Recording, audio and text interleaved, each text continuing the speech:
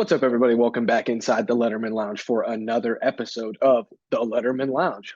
That's Matt Parker. I'm Spencer Holbrook. Welcome into the very pro Orange Juice Lettermen Lounge show presented by Lettermen Row. Matt, I just had a nice breakfast to start my Monday morning.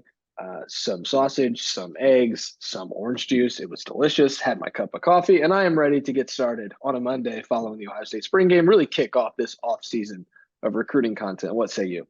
Yeah, about 95% of your breakfast sounds pretty good.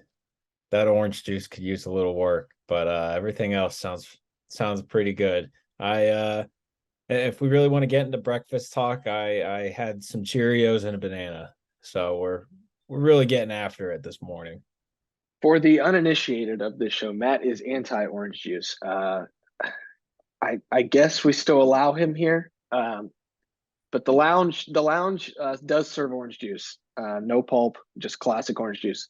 But you didn't come here to listen to orange juice chatter. You came here to listen to the main squeeze of Ohio State recruiting. Wow, wow. Let's get into it, Matt. Big day for Ohio State on Saturday as the Buckeyes land two commits. One as the spring game kicked off, maybe was getting ready to kick off, and then another one later in the day after the Ohio State spring game, maybe as that concert in the Woody was going on. Two big commits, Matt. Let's talk about them both. Sam Williams-Dixon, you get your tight end Max LeBlanc. It was a big day for the Buckeyes. It was a good day for the Buckeyes. And now you've got two more commits than you had on Friday night. Yeah, Ohio State now has 12 commits to their 2024 class, which depending on where you look at it, they have a top 5 class no matter where you look. But the rankings right now are kind of all subjective. A little more on that, I guess, once the class wraps up and this cycle wraps up in December. But yeah, you mentioned 4-star tight end Max LeBlanc out of Chattanooga, Tennessee, originally from Canada, however. So I would like to know how many Canadians have played for Ohio State football. Someone in the comments, please let me know. I'm very curious about that, if any. If he's the first, that should be a big thing. Buckeyes Should be getting some international flavor there, Matt. They've got Jesse Mirko from Australia, from Perth. They've got Hero Canoe from Rancho Santa Margarita, California, by way of Germany, and now they add Max LeBlanc to the class. It's an international festival for the Buckeyes here in the last few years on the recruiting trail. Absolutely. I think it's great for the Ohio State brand. They say the Block O goes across the world, and apparently it does on the recruiting trail as well. But anyway, now that I guess Keenan Bailey has his passport filled out, good for him. Um, but yeah, Max LeBlanc out of Baylor School down in Chattanooga, Tennessee, by way of Canada originally. He's a very impressive tight end to me from the standpoint of what Ohio State wants to do with their tight ends. I guess also from the standpoint of what Ohio State has shown what they want to do with their tight ends moving forward.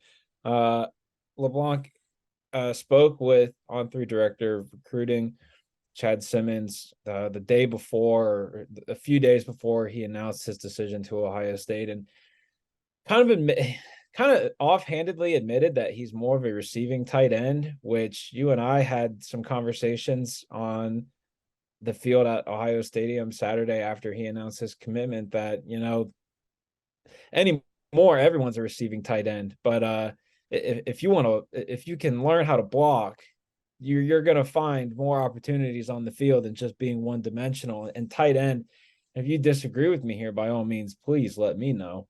But I think tight end behind quarterback is one of the hardest positions on the offense, just because you are asked to do so much. On one play, you're supposed to be a lighter, more athletic tackle. On another, you're supposed to be a bigger, more sturdy wide receiver.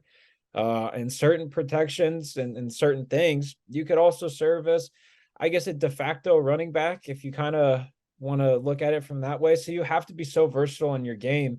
And now, granted, whether or not he early enrolls, there is obviously plenty of time for him to figure out that he is going to be more than just a receiving tight end for Ohio State. We saw in the spring game on Saturday, Jelani Thurman, who I think most would probably say going into him enrolling at Ohio State that he was a receiving tight end.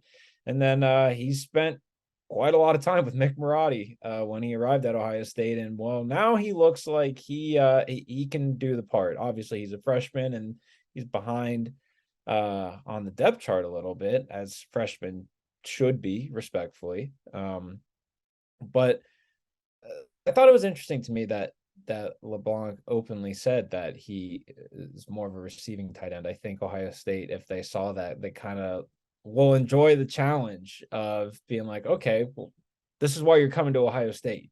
So we can make you into a more well-rounded, player. And then if and when you go to the NFL and, oh, I guess that would be what, 2027? Is that Maybe, right? maybe God, if he's a 3 and out. gosh, that makes you feel old, doesn't it?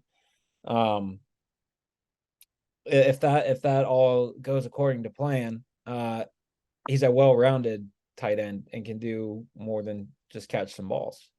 Well, I would So challenge anybody to go look at your photo gallery from the spring game, because I saw Jelani Thurman in a tight end stance, in a 3-point stance, and it was not pretty. Ohio State's going to have to work with him a little bit on that 3-point stance to get him into that. But they had to do that with Jeremy Ruckert. It's the basics. When you come in as a receiving tight end, they had to do it a little bit. Maybe a guy like Bennett Christian was a good blocker, and Sam Hart, but certainly not.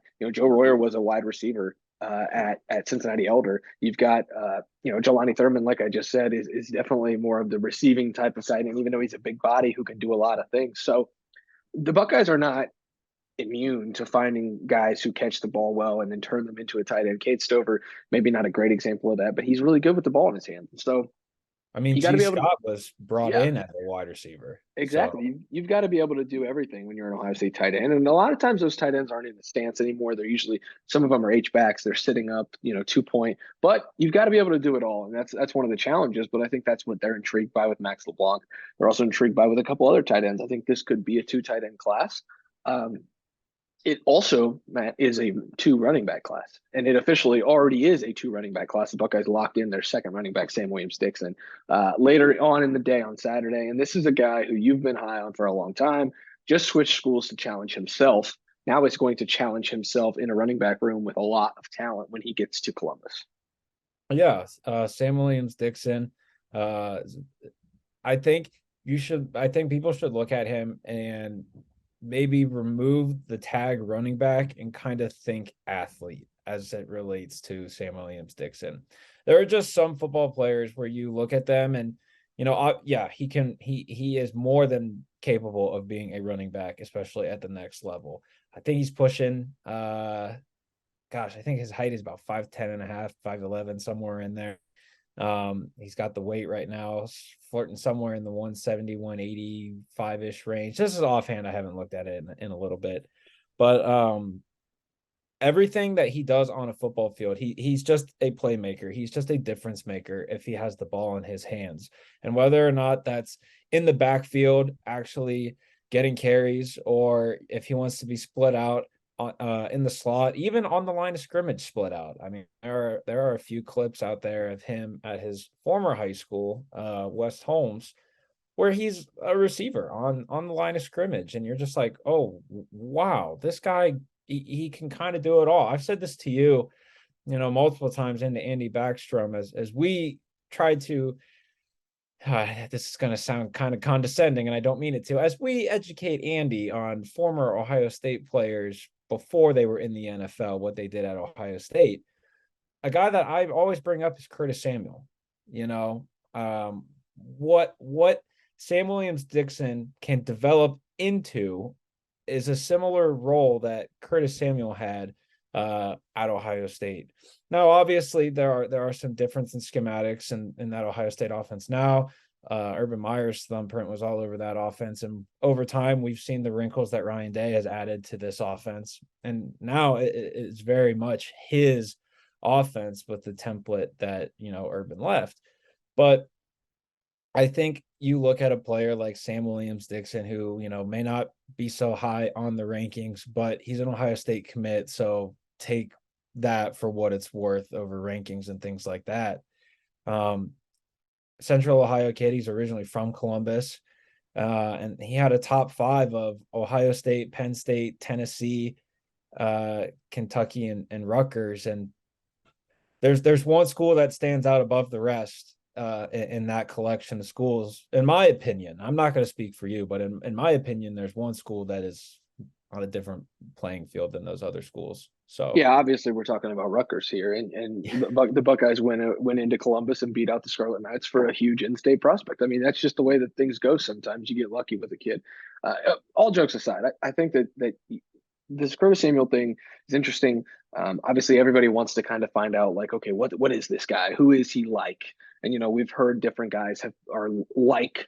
It used to always be with Urban Meyer, the Percy Harvin rule. Who's gonna be the next Percy Harvin? Well, sometimes those guys are one of one, and it's interesting. We have to put a comparison on guys, and I like the Curtis Samuel if you're going to do that. But I think that Sam Williams-Dixon is a little unique in the way that he operates and the way that he moves. And I just think that this is an athlete that Ohio State can get in the building and work with and see where he fits best. Is he a pass catching running back? Is he somebody who can do some things in the slot? Is he a good enough pass catcher where you can put him out of the backfield and make him like your almost like they did with Xavier Johnson? Does he play that Xavier Johnson role, which I think we're going to see a little more of as Ryan Day's and Brian Hartline's offense kind of expands a little bit with new minds in that building?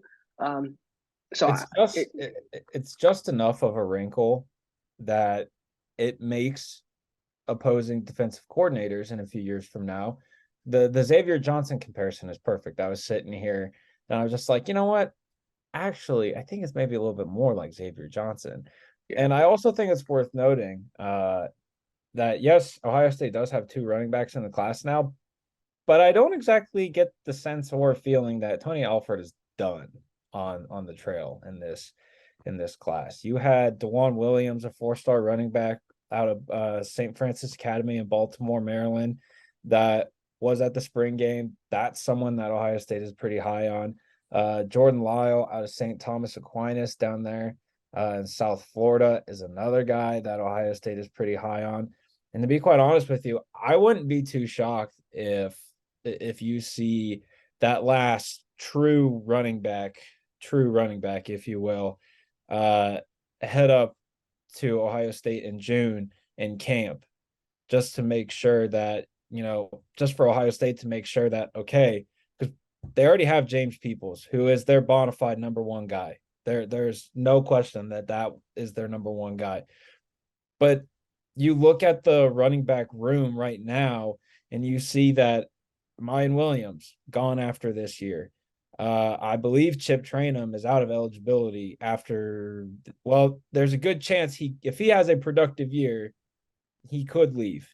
If Travion Henderson has the third year at Ohio State that many expect him to, there's quite a possibility that he will also leave. And then that leaves the question of, okay, what about Evan Pryor? What's he going to do? Obviously, Dallin Hayden will return, barring a transfer for any reason, but as of right now, I don't see that happening.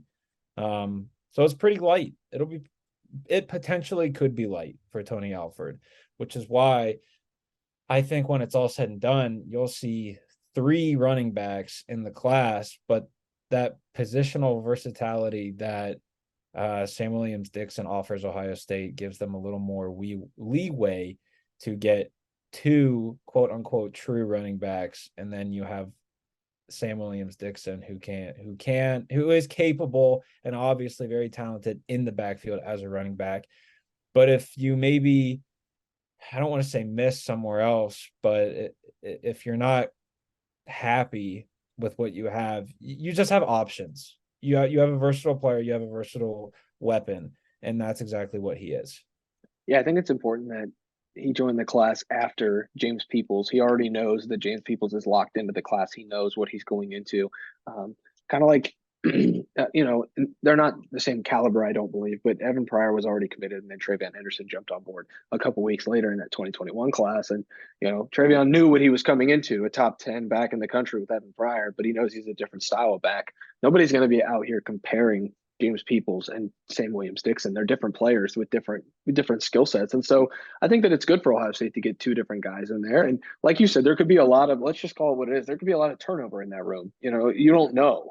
Does Trey Van Henderson have 1,200 yards and thinks he still needs to come back to try to become a first round pick, or does he have 1,600 yards and immediately becomes an NFL caliber running back? Does Evan Pryor come back from an injury and look really good?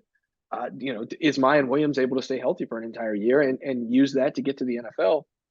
You don't know. Chip Trayanum's the same way. Is he gonna? Can he be a bell cow? And then you have injuries elsewhere, and then all of a sudden Chip Trayanum's a 1,300-yard running back. Like all of those things are in the realm of possibility for this running back room. And I didn't even mention Dallin Hayden. And so all of these things could happen in that running back room for Tony Alford. You have to be prepared to lose maybe at least one, maybe two, maybe three of those guys at the end of this year, and you have to restock that room. You can't just sit back and say, well, we got James Peoples from Texas. He's pretty good. We'll see how it goes. You've got to be able to have that room be full. You don't want to be light anywhere, and they learned that this past year when everybody was getting hurt, and so it's an interesting place that they're in. I think that it's good that they've already got their two running backs because now you can go into June camp season, host running backs in this 2024 class, put them through workouts, make sure that they, see how they look. And then all of a sudden you might find a diamond in the rough and you're taking a third running back, or maybe you convince a guy, hey, we don't want a lot of tread on you heading into the NFL. Come join this class with already two running backs. We'll get you to the NFL and you'll still have the ability to get to a second and third contract. Ohio State sells that. They really do. That's one of the selling points that got Travion and Evan both here. And so I think that it's a pretty good development for the Buckeyes to get those two running backs locked in already, Matt, as we move on here on the Lettermen Lounge. Plus, I think it helps that both of their running backs have Ohio connections. I mean, obviously Sam Williams-Dixon is from Ohio. He's from Columbus originally. So yeah, he's grown up an Ohio State fan. But also James Peoples, even though he lives in San Antonio, Texas, he has family scattered across Northeast Ohio in Cleveland and in Youngstown. So the dedication and the locked inness, if you will, to Ohio State is very strong because both of these kids have grown up Ohio State fans. I actually saw a picture of James Peoples pretty recently when he was a little kid in this photo. And I'm pretty sure it's in Texas because there are kids wearing Texas Longhorn jerseys and Texas A&M jerseys. And someone in there, I'm pretty sure, was wearing a Michael Crabtree Texas Tech jersey, which was kind of dope in my opinion. And then here he is wearing a number 1 Ohio State jersey.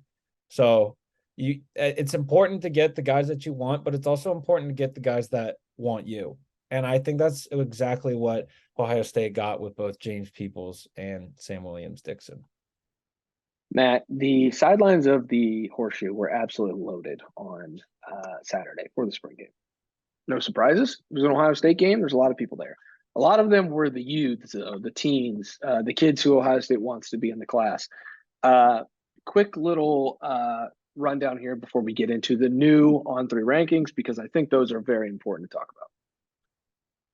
Who's the top 2024 player that was on campus for you? Like maybe most important, maybe one that stands out, maybe one that's underrated. Just give me a name. Give me a guy. You know how we do. We're just sitting around naming guys. So let's do it. I'm gonna give you 2 just because. Well, there's a reason. We got a Tim May here. No. But I do have a quickie for you. Okay. I think every time a question like that happens and this name is there, it has to be this name, and it's Jeremiah Smith. There was question if he was going to be able to make it to Columbus because of the historic flooding that is in the Fort Lauderdale area, which, thoughts go out to the folks there that are going through that. But he did make it. He did, in fact, make it to Columbus. He was there Friday, did the whole photo shoot thing, all of that nonsense. Not nonsense. It's not nonsense. It's very important stuff, okay? But yeah, he did all of that. He was at practice. He was at the walkthrough on Friday that was in Ohio Stadium.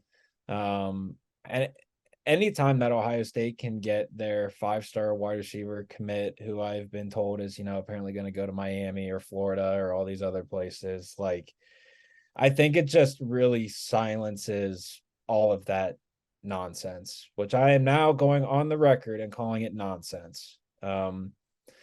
If that remains to be the case in December, and he signs his national letter of intent to Ohio State, I want people to come back to this video and tell me thank you. That would be nice. I would appreciate that. But yeah, you've seen him the last couple of weeks actively peer recruit on social media, which is something you had not seen before. Ever since he joined the class December 14th, which is also the same day that Lincoln Keenholz committed to Ohio State. And I always have felt like that Lincoln's commitment kind of got overshadowed by the 2024 5-star wide receiver. So Yeah. Lincoln, these are your flowers, bud. Um, but anyway, anytime that Jeremiah Smith is in Columbus as opposed to Gainesville or Athens or Coral Gables or whatever, which all of those visits are seemingly done. He has, I think I saw it somewhere that he said that he is done taking visits elsewhere. And for the real hardcore recruiting fans out there, Jeremiah Smith has updated his Twitter bio to say at Ohio State FB commit. I do believe that's the first time that has been in there as well. So this is a guy that is absolutely locked in with Ohio State. It helps that Mylan Graham, another 5-star wide receiver out of New Haven, Indiana, is in the class. Aaron Nolan, 4-star quarterback out of Fairburn, Georgia, Langston Hughes High School, is in the class. That's the quarterback that Smith was actively wanting in recruiting.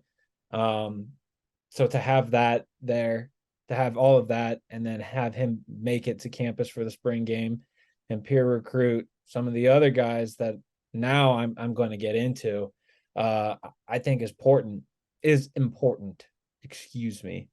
Um, something like something like this, it's always the first name that comes to mind, which was Jeremiah Smith. But then immediately after that, it was another prospect from the I don't really know if Tampa is South Florida, but I wouldn't think so. But is 4-star edge rusher, linebacker. If he comes to Ohio State, he's going to end up playing that jack position. But it's Booker Pickett out of Wharton High School. I think you just look at Ohio State and what they are trying to do defensively on the field, what Jim Knowles' vision is for Ohio State defensively, and the kind of caliber player that they are going to need defensively. If Jim Knowles' vision is to make the jack a thing at Ohio State, I think in his past stops, he's found that guy where he, was too small at one spot and, maybe wasn't fast enough at another spot. And he can still look for those things.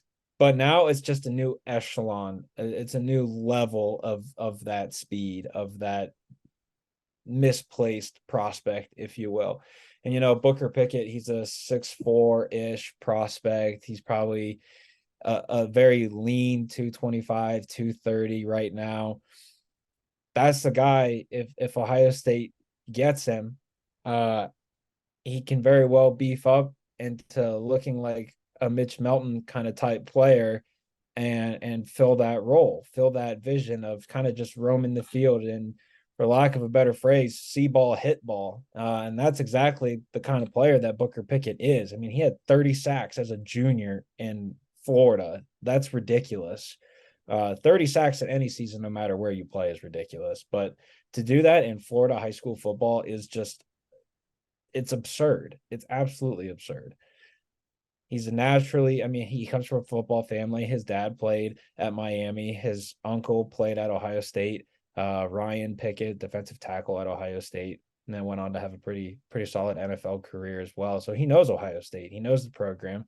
And the fact that he was at Ohio State's spring game and was at Ohio State for the weekend, the same weekend where Miami's spring game was, pretty sure theirs was the day before Ohio State, if I'm not mistaken. I think they played it on a Friday, which is I interesting don't to know. me.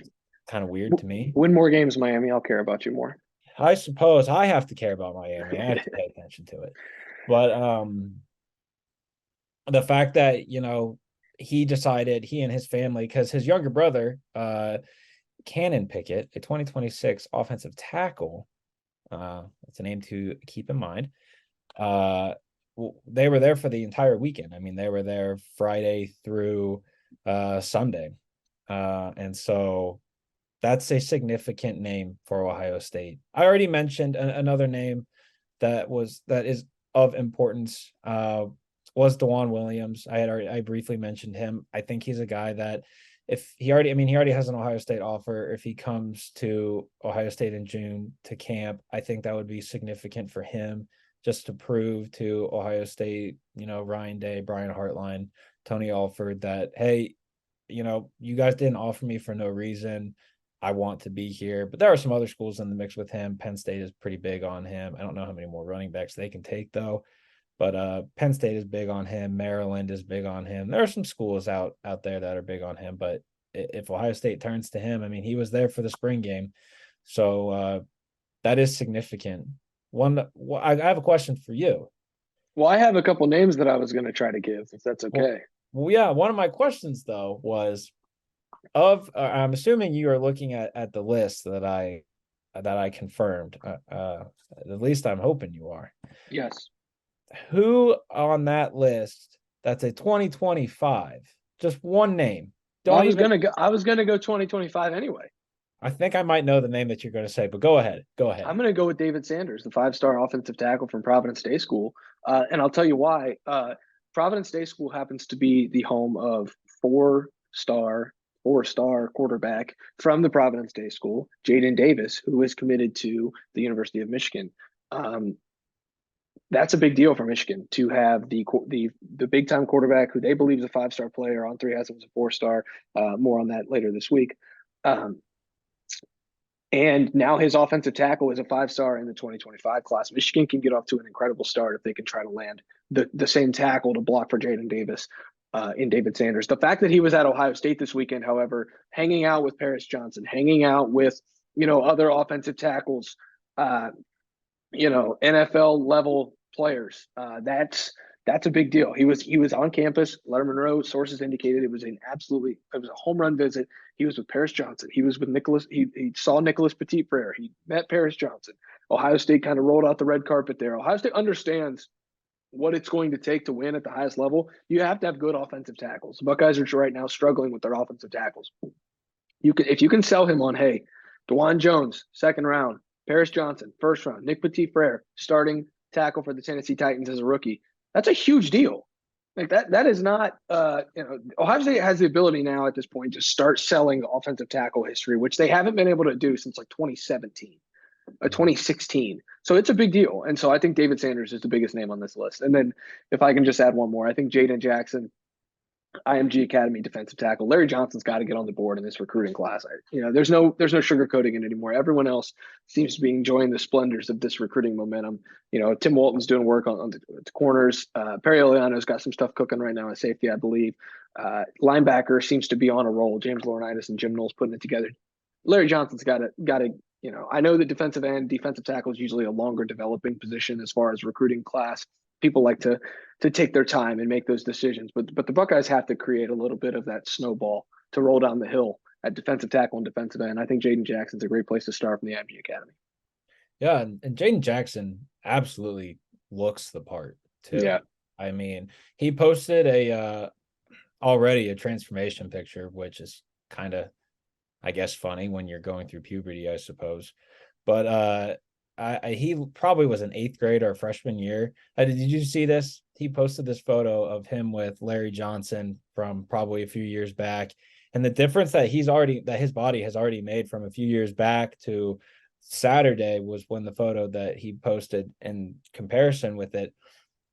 You get a guy like that into your program, with the results that Mick Marotti. It's the 2nd time I've mentioned his name, but he's just so important to the Ohio State program. You get a guy like that and what he can do on the field as well. I mean, he's a star at IMG, where it's the star of stars around there. Obviously, we saw that with Carnell Tate on Saturday. Yeah, throughout the entire spring. You can get a guy like that on your team, especially at a position of need, defensive tackle. The cupboard could be a little bare here coming up after this football season. I thought it was significant that Jason Moore was on campus. It reported that Jason Moore was going to be on campus, and sure as rain, he was there. He looks massive. Like he looks massive. Um, so I think it was significant that he was there as well as Jaden Jackson. Even though Jason Moore, hasn't put on the scarlet and gray yet in an official capacity, he obviously has the relationships with Ohio State, and in turn, he can talk to, Jaden Jackson, who was there, and uh, that's significant. Even though Jason Moore is not an early enrollee, he's part of the program, and he can talk to kids that are curious about the program. Will Smith Jr., who hasn't, he's kind of been off and on throughout the spring because of a lingering injury that he had taken care of from his high school career. There to answer questions and stuff like that. So I just think you look at the body of the defensive tackle position, and I'd certainly agree with you that it's time to get going for Larry Johnson and company in the front seven, and whether or not I think having James Laurinaitis at linebacker really helps Jim Knowles because it allows him to get into other positions if need be. Be like, hey, this is how we see you in this defense. And whether that's to a linebacker or that's to a 3-tech or to a 5-star edge rusher, having the defensive coordinator be a little more hands-on in other position groups, I think could be a good thing for Ohio State. And that might have to happen. Matt, a lot broken down here. Saturday was a huge day for Ohio State. I don't know when the next big day for Ohio State will be. I think they might be hosting some players this upcoming weekend, but the spring game was a huge success for Ohio State, I think, on the recruiting trail. 2 commits, a lot of talk, a lot of guys there, a lot of juice around the program right now. The recruiting momentum is real. Ryan Day talked about it a little bit, whether you believe in recruiting momentum. Some guys think, hey, hop on board while your spot's open. Other guys think, hey, take your time. And if they want you, the spot will be there. Either way, the class is filling up. I think it's almost halfway full. I'm not going to say it is halfway full. A lot of times I would with 12, because usually Ohio State's between 20 and 25. You think, oh, they're only going to take 8 or 9 more guys in this class, maybe 10 or 11. No, I think they're not even halfway there yet. Once they get to 13, 14, I'll start to say halfway. Who could be that 13th or 14th guy? Who's to say? The recruits are, that's who. But for now, we're going to get out of here because we have a second show coming this week, the On3 rankings, newly released. We're going to break them all down at lettermenrow.com and on the Letterman Lounge, where you can get all of Matt Parker's recruiting coverage, all of it, now until September for just $30. That's a hell of a deal. Get it through the end of the year, or the end of the off season into the regular season. Come check us out. It's a nice little deal for $30. I think that's like less than a Swiffer. So like you can either clean your floors or read about Ohio State. I think the answer is pretty clear there, man. Oh, I think it's like 8 gallons of orange juice that you could buy, or you can subscribe to lettermenrow.com and read all of your recruiting coverage. What would you do? If it's me, I'm definitely going with the subscription, and then with the money I have left over, I'm buying some apple juice or something. I don't know. All right. Well, you heard it there, folks. First, folks, Matt Parker, anti-Florida because he's anti-orange juice. For now, we will get out of here. We will see you back in the Letterman Lounge later this week. I'm Spencer Holbrook. That's Matt Parker on the other side of that screen. We will see you back later this week. Thanks for watching.